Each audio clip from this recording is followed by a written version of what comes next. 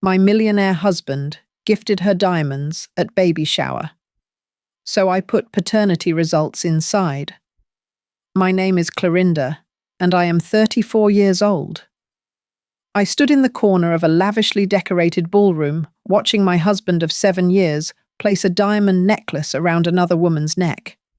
His hands lingered on her shoulders, his lips pressed against her cheek, and his palm rested on her swollen belly, carrying a child everyone believed was his. I should have been crying. I should have been screaming. But instead I smiled, because inside my purse was a little gift that would change everything. Before I share what happened next, I would love to know where you are watching from today. Drop your location in the comments below. And if stories about women who refuse to be broken speak to your heart, please hit that like button and subscribe to this channel. Now let me take you back to the beginning to understand why I stood there smiling while my whole world burned. 7 years ago, I met Jonathan Hartwell at a charity fundraiser for underprivileged children. I was a third-grade teacher back then, passionate about shaping young minds and making a difference in my small corner of the world. I had volunteered to help organize the event, and Jonathan was one of the major donors. He owned a chain of boutique hotels across the country, and his name appeared regularly in business magazines. But what struck me that evening was not his wealth or his tailored suit. It was the way he listened when I talked about my students, how his eyes lit up when I described the moment a struggling reader finally decoded her first chapter book. He asked for my number that night, and I gave it to him without hesitation. Our first date was at a quiet Italian restaurant where we talked for 4 hours straight.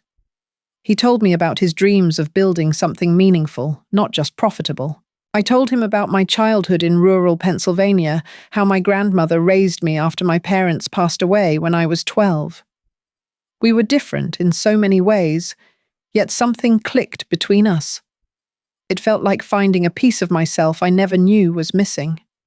We dated for 2 years before he proposed. The wedding was small and intimate, held in my grandmother's garden just 6 months before she passed away. I am grateful she got to see me walk down that aisle surrounded by roses she had planted decades earlier. Jonathan had offered to fly in celebrities and rent out grand venues, but I wanted something real, something that mattered. He respected that wish, and it made me love him even more. The first few years of our marriage felt like a dream I never wanted to wake from. Jonathan would come home from work at a reasonable hour.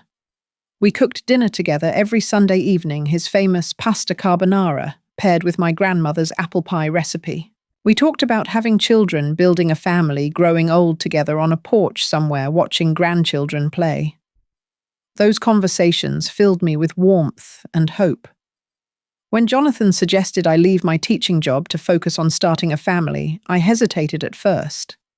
Teaching was my identity, my purpose, my connection to the world outside our beautiful home.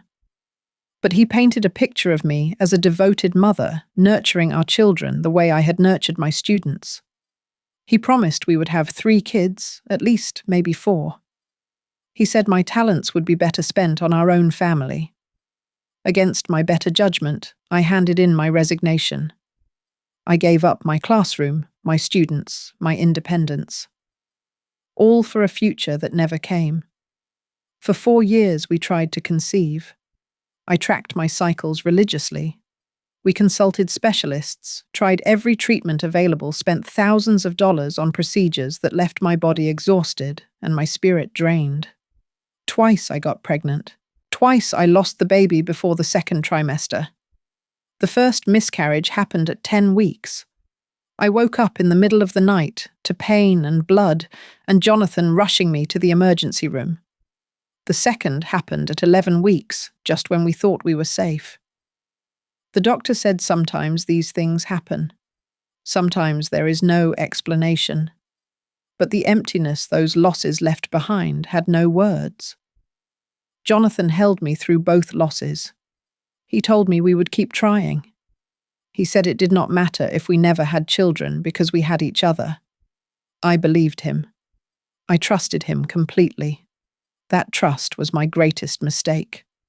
Looking back now, I can pinpoint the exact moment things started to shift. It was about 18 months before the baby shower, though I did not recognize the signs at the time. Jonathan began traveling more frequently for business. Meetings that used to end at 5 suddenly stretched until 9 or 10 at night. He started keeping his phone face down on every surface, changed his password every few weeks, dismissed my questions with vague explanations about sensitive business negotiations. I told myself I was being paranoid. My husband was building an empire. Of course he was busy. Of course he needed privacy for confidential deals. I had given up my career to support him, and the least I could do was trust him to do his job. So I swallowed my doubts and smiled through dinners where he barely looked at me, through weekends where he disappeared into his home office for hours, through nights where he turned away from my touch. One night, I woke up around 3 a.m. to find Jonathan mumbling in his sleep. At first the words were unintelligible, just fragments of sounds. Then I heard it clearly. Meredith. He said the name with a tenderness that made my stomach clench. Meredith. Soft and sweet like a prayer. The next morning I asked him casually who Meredith was. His coffee cup paused halfway to his lips for just a fraction of a second before he recovered. "Oh, she is the new events manager at the flagship hotel," he said. "Very capable. She has been helping coordinate some major corporate retreats." His explanation was perfectly reasonable. I had no reason to doubt him. So I filed the name away in my memory and went about my day pushing down the unease that had settled in my chest like a stone. About a month later, I decided to surprise Jonathan at his office. It was our anniversary, and I had made reservations at the restaurant where we had our first date. I thought showing up unexpectedly with flowers and a smile would be romantic. What I found instead was a seed of suspicion that would eventually bloom into devastating truth. When I stepped off the elevator onto the executive floor, I saw her immediately. She was standing outside Jonathan's office, laughing at something his assistant had said. Meredith Lawson, 29 years old, with auburn hair that caught the light and a figure that turned heads. She wore a designer dress that probably cost more than my monthly grocery budget, and her confidence filled the space around her like perfume. When she noticed me, her eyes traveled from my face to my simple sundress to the bouquet in my hands. Her smile remained fixed, but something shifted behind her gaze. It was subtle, almost imperceptible, but I felt it. I felt her measuring me, cataloguing my weaknesses, deciding I was not a threat. "You must be Clorinda," she said, extending a perfectly manicured hand. "Jonathan talks about you constantly." The words should have been reassuring, but the way she said my husband's name without his title, without formality, made my skin prickle. Jonathan emerged from his office a moment later, and his reaction to seeing me was strange. He seemed flustered, almost panicked, before his face rearranged itself into a welcoming smile. He kissed my cheek quickly, thanked me for the flowers, and hurried me toward the elevator before I could say more than a few words to anyone. In the car on the way to dinner, he could not stop talking about Meredith. How efficient she was. How she had single-handedly saved a major account. How she had brilliant ideas for expanding the hotel's event services. He praised her innovative approaches and her tireless work ethic. He mentioned her 3 more times before we even reached the restaurant. I sat across from him that evening, watching candlelight flicker across his handsome face, and felt something cold settle in my heart. It was not proof of anything. It was just a feeling.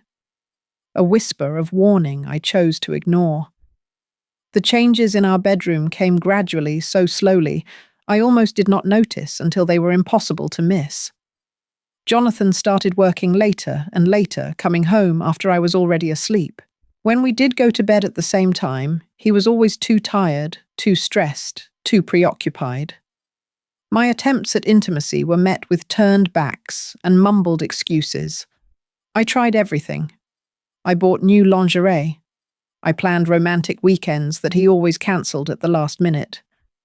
I suggested we see a couples counsellor, but he insisted we were fine, that I was imagining problems where none existed.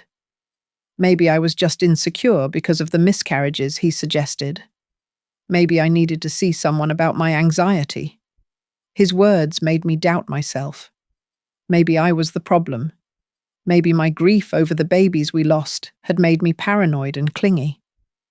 I started apologizing for things that were not my fault, walking on eggshells in my own home, trying to be the perfect wife for a man who had already checked out of our marriage. My birthday that year was the loneliest I could remember since my parents died. Jonathan gave me an expensive designer handbag, the kind I would have swooned over once upon a time. But there was no card with it, no handwritten note, no "I love you" whispered in my ear. Just a bag in a box, with a store receipt still inside, probably purchased by his assistant and wrapped by someone else. I thanked him with a smile that hurt my face and cried myself to sleep that night while he worked in his office. I was disappearing, fading into the background of my own life, and I did not even realize how lost I had become. The night everything changed started like any other evening. Jonathan was in the shower, and I was reading in bed, trying to lose myself in a novel about someone else's problems. His phone sat on the nightstand, face down as always. When it buzzed with a notification, I would normally have ignored it, but something made me glance over at exactly the right moment. The preview of the message appeared on the screen before it locked. Just a few words, but they ripped my world apart. From M, I miss you already. The baby kicked today. Wish you were here. I stopped breathing. The book fell from my hands. For a long moment, I simply stared at that phone, willing the words to rearrange themselves into something that made sense. But no matter how many times I blinked, the message remained the same. The baby kicked today. My hand trembled as I picked up the phone. Jonathan had added my fingerprint as a backup when we first got married, a gesture of trust and openness that he had apparently forgotten about. I pressed my thumb to the sensor and held my breath. The phone unlocked. What I found in his messages with Meredith destroyed whatever remained of the woman I used to be. There were hundreds of texts spanning 15 months, love declarations that made me sick to read, plans for secret rendezvous in hotel rooms he owned, photos I could not unsee, and conversations about their future that included everything I had ever wanted. She was 6 months pregnant. He had known about the baby from the beginning. He had been at every doctor's appointment, held her hand through morning sickness, felt their child move for the first time. All while coming home to me with excuses about business trips and late meetings. The most devastating message was dated just 2 weeks earlier. Jonathan had written, "Once the baby arrives and things settle down, I will file for divorce. I promise. You and our child are my future now. Clorinda will be fine. She is strong. She will move on. I will never forget reading those words. She is strong. She will move on." As if 7 years of marriage, 2 lost babies, and a lifetime of devotion could be dismissed so casually. As if I were a minor inconvenience to be dealt with, rather than a woman whose heart was breaking. I locked myself in the bathroom that night and sat on the cold tile floor until dawn. I cried until there were no tears left, until my throat was raw and my eyes swollen shut. I thought about my grandmother, how she had survived losing her only daughter and raised me alone without ever letting bitterness consume her. I thought about my students, the little ones who looked to me for guidance and strength. I thought about the woman I had been before Jonathan convinced me to shrink myself small enough to fit into his life. And somewhere between the tears and the sunrise, something shifted inside me. The grief was still there, would probably always be there. But alongside it grew something harder, something colder, something that whispered, "Do not let him win." When Jonathan woke up that morning, I was already dressed and making coffee. My eyes were still puffy, but I blamed allergies. He nodded, absently, kissed my forehead on his way out the door, and told me not to wait up because he had a late meeting. I watched him go with a smile on my face and revenge in my heart. The first person I called was my sister Diane. She lived 2 hours away with her husband and 3 kids, and we had always been close despite the distance. When I told her everything, her reaction was immediate and fierce. "I will come get you right now," she said. "You can stay with us. We will figure this out together." "No." I shook my head, even though she could not see me. "He is a millionaire with expensive lawyers. If I confront him now, if I leave without a plan, I will walk away with nothing. And worse, he will know he broke me. I cannot let him have that satisfaction." Diane was quiet for a moment. Then she said, "What do you need?" "I need a lawyer. A really good one. And I need time." She gave me the name of Marcus Webb, an attorney who specialized in high-asset divorce cases. His reputation was formidable, his track record impeccable. He had represented several women whose wealthy husbands had tried to leave them destitute, and he had won every single case. Our first meeting took place 3 days later at a coffee shop, far from anywhere Jonathan might see me. Marcus was a tall black man in his 50s, with kind eyes and a no-nonsense demeanor. He listened to my story without interrupting, taking occasional notes on a yellow legal pad. When I finished, he set down his pen and looked at me directly. "Here is the reality of your situation," he said. "In a standard divorce, you would receive a settlement based on assets accumulated during the marriage. But given that Jonathan's businesses were already established before you wed, his lawyers will argue you are entitled to far less than you might expect. However, if we can prove adultery with clear documentation, we shift the power dynamic entirely. Judges do not look kindly on men who betray their wives while those wives are suffering miscarriages." He explained what I needed to gather. Text messages, emails, financial records, showing money spent on Meredith photos, witness statements, everything that could prove Jonathan had broken our vows while I had kept mine.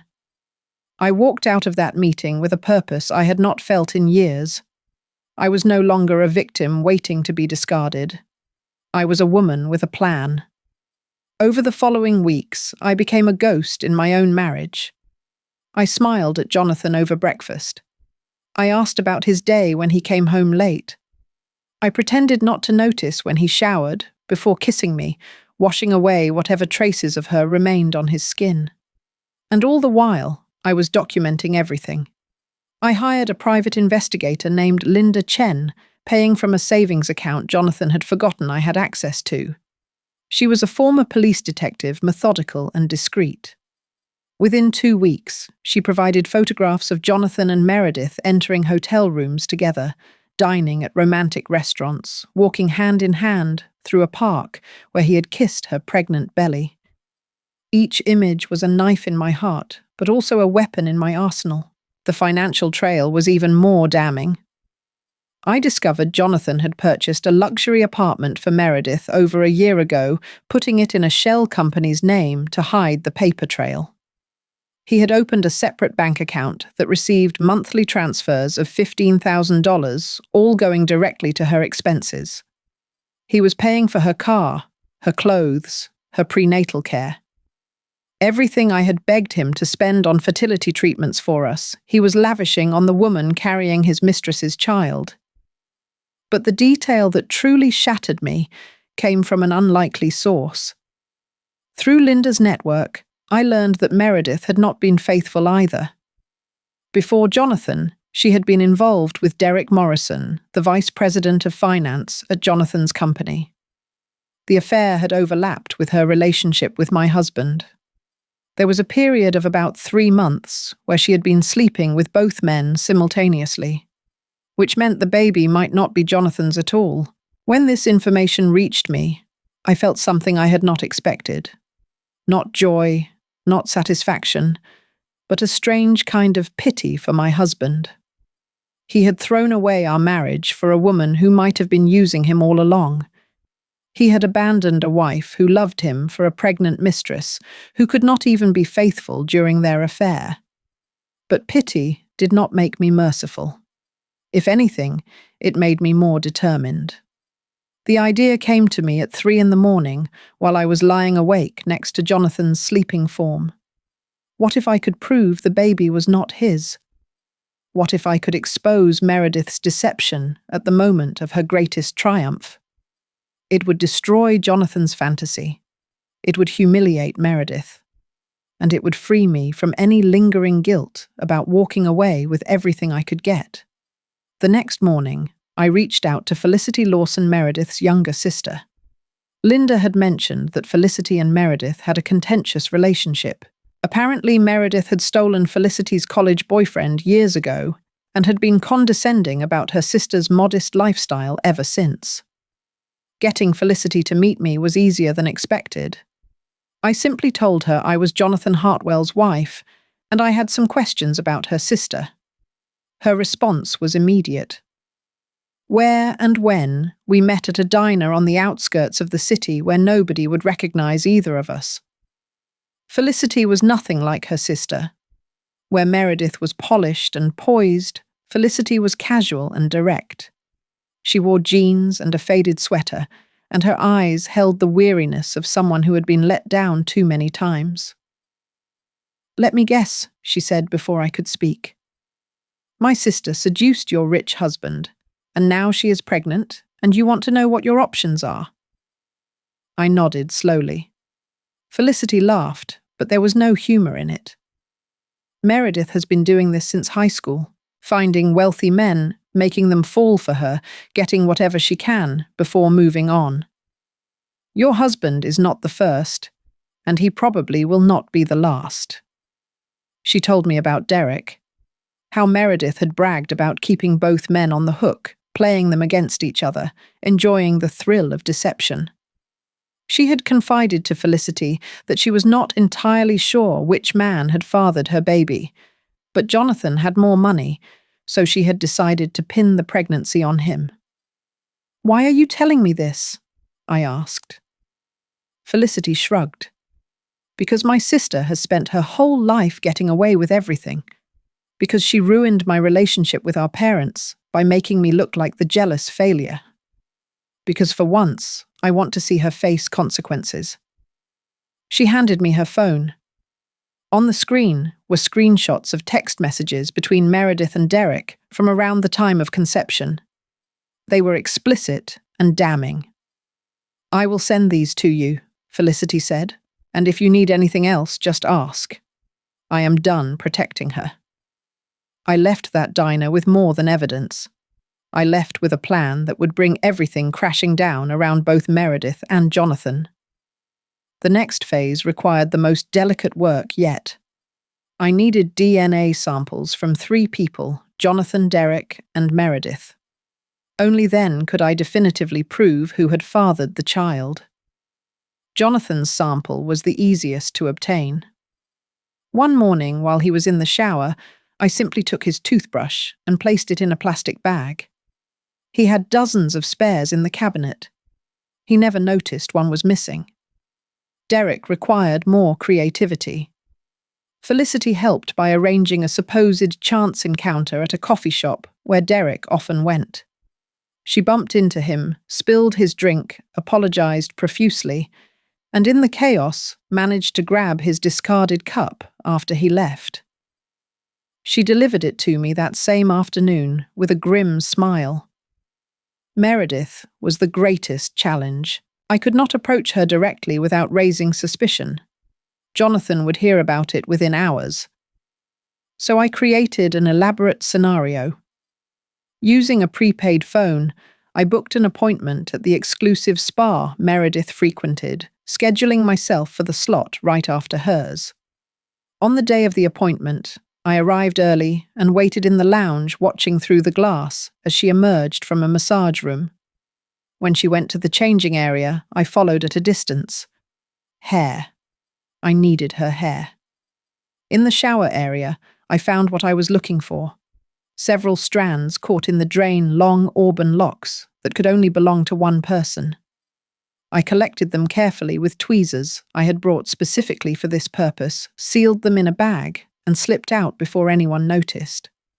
Dr. Eleanor Reyes operated a private DNA testing facility that promised discretion and speed for an additional fee. I paid triple the normal rate for expedited results. While I waited, I continued playing the role of devoted wife, counting down the days until I would have the proof I needed. 10 days later, the results arrived in a plain manila envelope. I opened it with shaking hands, scanning the technical language until I found the conclusion. Jonathan Hartwell is excluded as the biological father of the fetus. The probability of paternity is 0%. Derek Morrison could not be excluded. The probability of paternity was 99.9%. I sat with those results for a long time, feeling emotions I could not name. Relief that Jonathan had been deceived as thoroughly as he had deceived me. Sadness for the baby who would be born into such chaos. And underneath it all, a cold satisfaction that justice was finally within reach. Now I just needed the perfect moment to reveal everything. That moment presented itself 2 weeks later, when Jonathan came home with what he thought was wonderful news. Meredith is having a baby shower next Saturday, he announced, not even looking up from his phone. It is a work thing. One of our employees. I need to be there for a few hours. A work thing. The audacity of the lie was almost impressive. He was throwing a lavish baby shower for his pregnant mistress at his own hotel, inviting his entire family and dozens of friends, and telling me it was a work thing. Of course, I said sweetly. You should go. Support your employees. He glanced at me with something like surprise, perhaps expecting jealousy or questions. When none came, he nodded and returned to his phone, already dismissing me from his thoughts. But I was far from dismissed. I was just getting started. The preparation for my revelation was meticulous. I purchased an elegant gift box, the kind you would use for expensive jewelry. Inside, I placed the DNA test results in a beautiful envelope sealed with wax for dramatic effect. I also included a handwritten letter on cream-coloured stationery. Dear Meredith, the letter read. Congratulations on your pregnancy.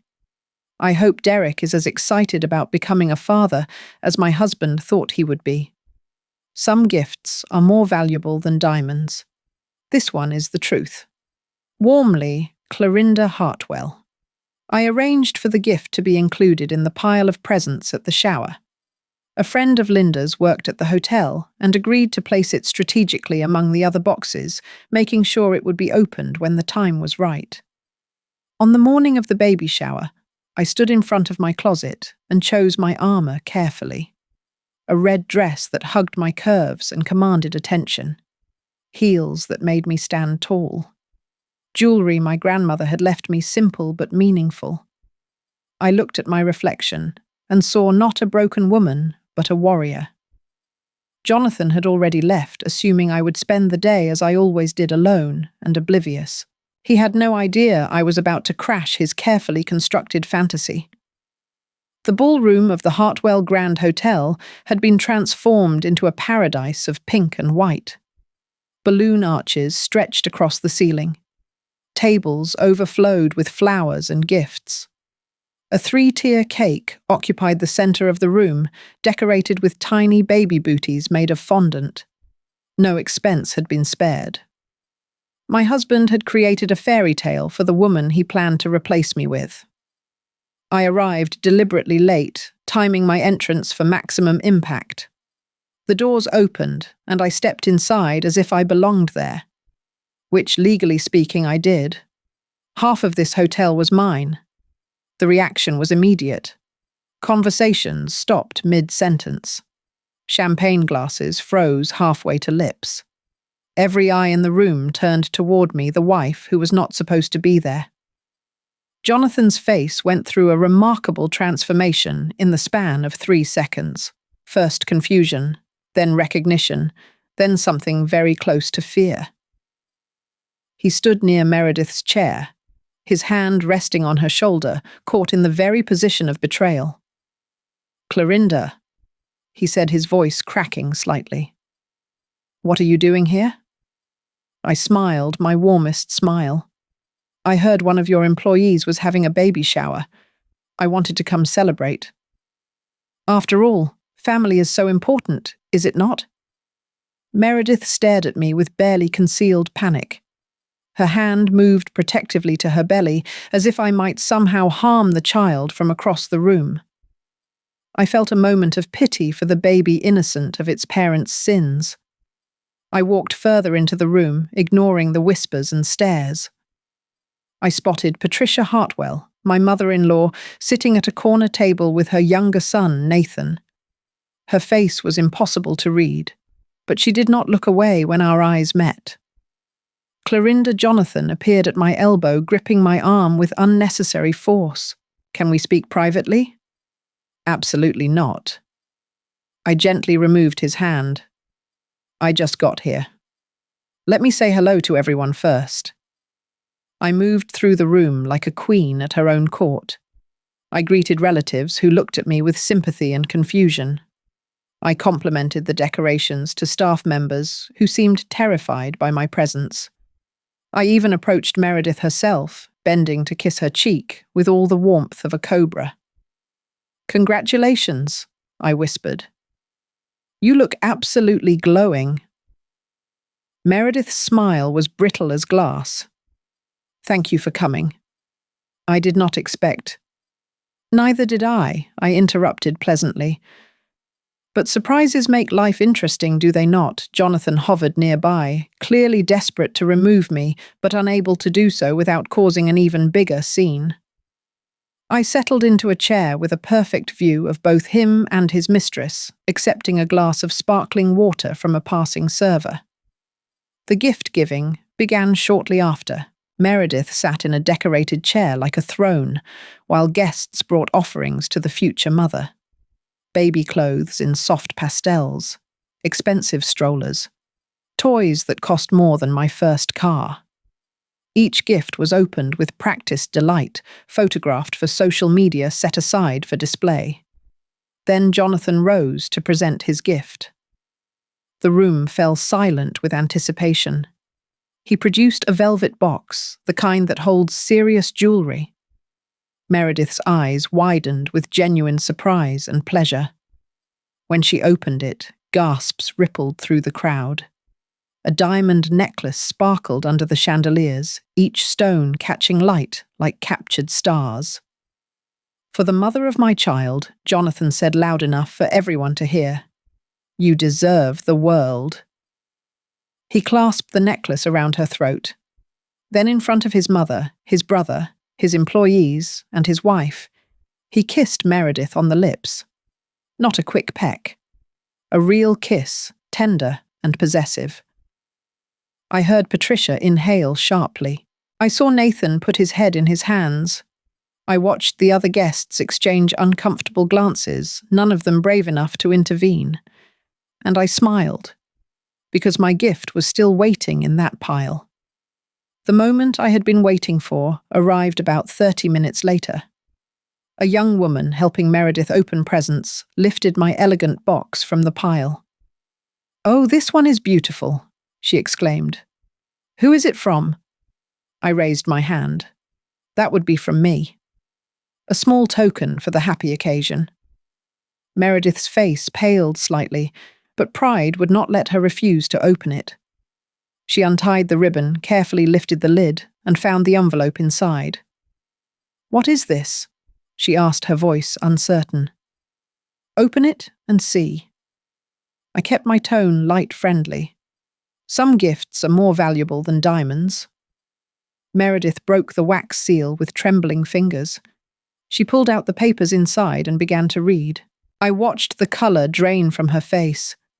In real time, watched her eyes grow wide with horror, watched her mouth open in a silent scream.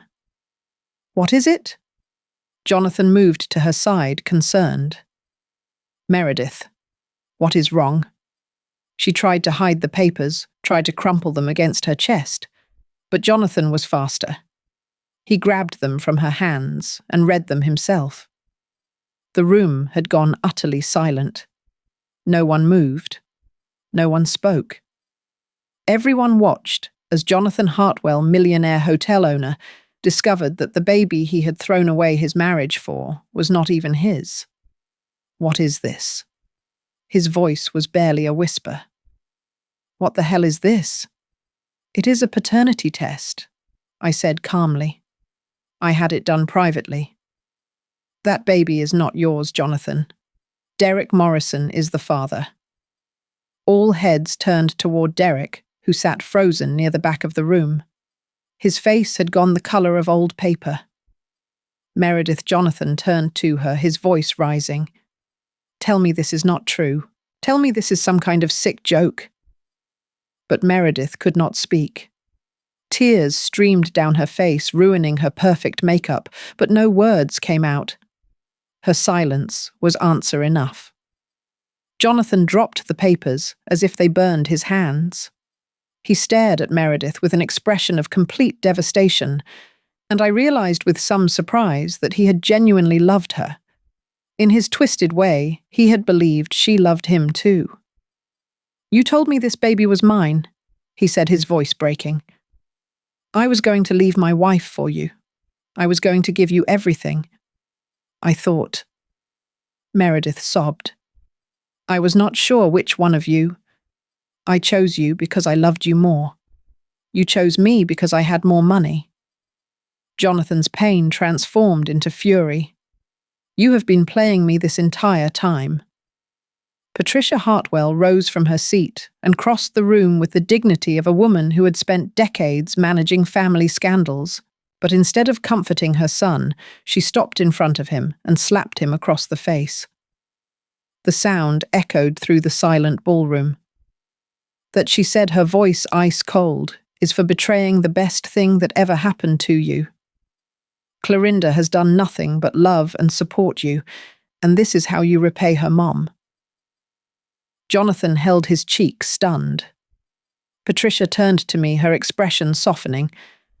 "I owe you an apology. I was never warm to you because I was protecting my son. I see now that he never deserved your protection."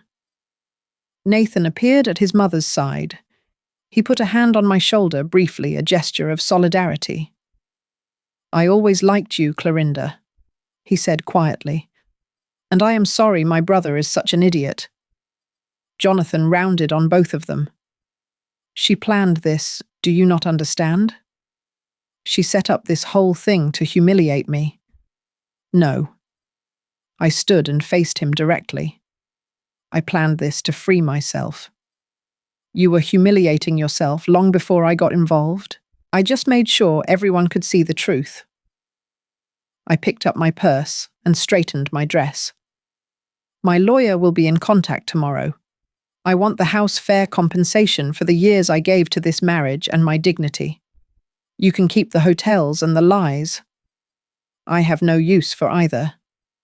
I turned to leave, then paused at the door. "Oh, and Meredith." I glanced back at the sobbing woman. "You might want to call Derek. He should probably know he is going to be a father." I walked out of that ballroom with my head held high, leaving chaos in my wake. Behind me I could hear Jonathan shouting, Meredith crying, and guests scrambling to process what they had witnessed. I did not look back. Looking back was no longer part of my plan. The first weeks after the baby shower were the hardest. I moved into Diane's guest room and spent long nights staring at the ceiling, processing 7 years of memories that now felt like lies. Some nights I cried until I could not breathe. Other nights I felt nothing at all, just a hollow emptiness where my heart used to be. Jonathan called constantly at first. His voicemails ranged from apologetic to angry to pleading. He claimed he still loved me. He swore Meredith had manipulated him. He promised to change, to go to therapy, to do whatever it took to save our marriage. I deleted every message without responding. Meredith called too, surprisingly. Her voicemail was venomous, blaming me for ruining her life, accusing me of being a jealous, bitter woman who could not accept that her husband preferred someone else. I saved that one for Marcus, who said it might be useful if she tried to insert herself into the divorce proceedings. The legal process was grueling, but ultimately successful. With the evidence of Jonathan's affair clearly documented, his lawyers had little leverage. The prenuptial agreement we had signed protected his premarital assets, but everything acquired during our marriage was fair game. I walked away with the house, a substantial cash settlement, and a small percentage of the hotel chain that would provide passive income for years to come. More importantly, I walked away with my self-respect intact. The healing did not happen all at once. It came in small moments, tiny victories that accumulated like drops filling a bucket. The first morning I woke up without immediately thinking of Jonathan. The first meal I enjoyed without guilt. The first laugh that came from somewhere real inside me. My friend Grace from college became my lifeline during those months. She had gone through her own divorce years earlier and understood the particular pain of rebuilding an identity that had been tangled with someone else for so long. She invited me to a support group for women navigating major life transitions, and though I was skeptical at first, those weekly meetings became anchors in my new life. I started teaching again, substituting at first, while I renewed my credentials. Walking into a classroom after 5 years away was terrifying and exhilarating in equal measure. The students were different, the technology had changed, but the core of what I loved remained the same. The moment a struggling reader finally understood a difficult passage, the pride in a child's eyes when they mastered a new concept, the reminder that I had purpose beyond being someone's wife. Diane threw me a small party when my divorce was finalized. Just family and a few close friends, cake and champagne and genuine laughter. I looked around at the faces of people who loved me for who I was not what I could give them, and felt something I had not experienced in years. Hope. I heard updates about Jonathan occasionally, though I never sought them out. He and Meredith had broken up immediately after the baby shower, which surprised no one. Derek initially denied the baby was his until a court-ordered paternity test confirmed what I already knew. The last I heard, Meredith was suing Derek for child support while he tried to minimize his financial responsibility. Jonathan's business suffered in the aftermath of the scandal. Several major clients pulled their accounts uncomfortable, associating with a man who had so publicly betrayed his wife. His mother, Patricia, cut off contact with him entirely, telling Nathan she was ashamed to have raised such a person. The golden boy who had everything was suddenly alone with nothing but his money and his regrets. I could not bring myself to feel sorry for him. 1 year after the baby shower, I stood in the garden of my new house, the one Jonathan had once lived in, but that was now entirely mine. I had replanted my grandmother's roses along the back fence, digging in the soil with my own hands, nurturing life from tiny shoots. It was early spring, and the first blooms were just beginning to open. I thought about everything I had lost. 2 babies I never got to hold, a marriage I had believed in completely. Years of my life devoted to a man who did not deserve my devotion. But I also thought about everything I had gained, my independence, my career, my self-worth, the knowledge that I could survive the worst and emerge stronger. The truth is, there is no happy ending that erases the pain. What happened to me will always be part of my story. But it does not have to be the whole story. It does not have to define what comes next. I learned that betrayal, as devastating as it is, can also be a gift. It shows you exactly who people are. And when people show you who they are, believe them. Then walk away with your head held high and build something better. If you are watching this and you are going through something similar, I want you to know that you are not alone. The pain you feel right now is real and valid. But so is your strength. So is your worth. So is your ability to create a new beginning from the ashes of what was. Now I have a question for you. Have you ever discovered a truth that changed everything you believed about someone you loved? How did you find the courage to move forward? Share your story in the comments below. This community is built on honesty and support, and your experience might be exactly what someone else needs to hear today. If this story touched you, please hit the like button and subscribe to this channel. Share it with someone who might need to hear that they are strong enough to survive whatever life throws at them. Thank you for watching, for listening, and for being part of this journey. I wish you clarity in the midst of confusion, strength when you feel weak, and always the courage to choose yourself. Until next time, take care of your heart. It is the only one you have got.